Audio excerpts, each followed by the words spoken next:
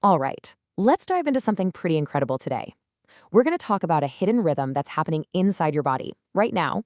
It's a secret science that you can actually learn to read and even work with. So I've got a question for you. Just take a moment, gently close your mouth, maybe use your finger to check. Is the air flowing more freely through your left nostril or your right? Or maybe it feels like both are even. Go ahead, check it out. It sounds like such a simple question, right? But the answer? Well, it's way more profound than you might think. So here's the wild part. For most of the day, you're actually breathing mainly through just one of your nostrils. And this dominance, it naturally shifts from one side to the other in a cycle that lasts about 60 to 90 minutes. This isn't random. It's a deep biological rhythm. And there's an ancient practice called Swara yoga that is entirely dedicated to understanding this exact cycle and what it tells us about what's going on inside.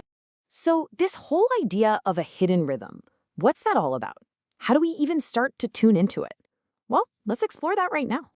So what is Swara yoga really? Well, the word swara itself literally means the sound of one's own breath. How cool is that? It's basically a yogic science that's all about observation. It focuses on figuring out which nostril is dominant, tracking when those changes happen, and then understanding the specific, energetic, and even psychological effects that come along with each flow. Okay, so we've got the basic idea. But how does this actually work? Let's get into the nitty-gritty, the science of Swara. Now, you've probably heard of pranayama, right? These are all the techniques for controlling your breath. But Swara yoga is a totally different beast. It's not about controlling anything. It's about analyzing the breath's natural existing rhythm. So think of it this way. Pranayama is like learning to drive the car. Swara yoga is like looking at the dashboard to see what the car is already doing on its own. It's all about observation and timing. The whole system basically breaks down into two primary energy flows. When your left nostril is the dominant one, that's called Chandraswara or Eta. This side is associated with cooling, calming, inward-focused energy, your rest and digest mode. Then you've got the other side. When your right nostril is dominant, that's Suryaswara or Pingala.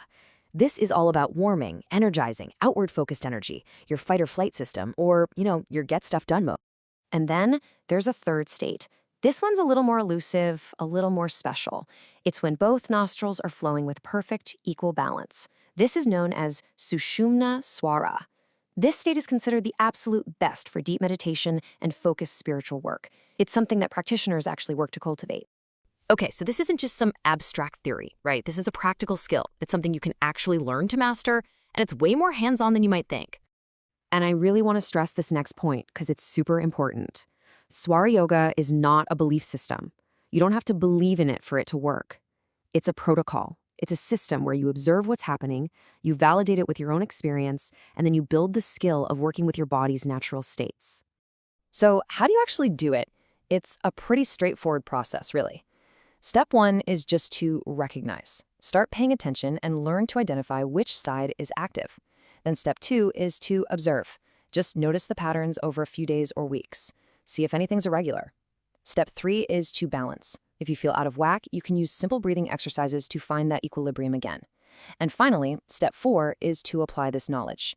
You can actually start to align what you're doing with your body's natural energy. I know this might sound a little out there, a little ancient, but trust me, it has some incredibly practical, totally non-superstitious applications for our crazy modern lives. So what does this look like day to day?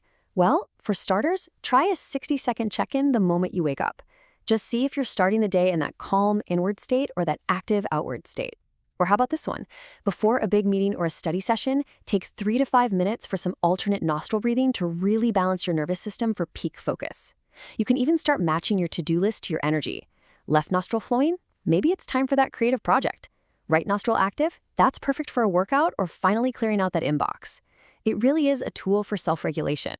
And this quote really gets to the heart of the philosophy. This is not about predicting your future.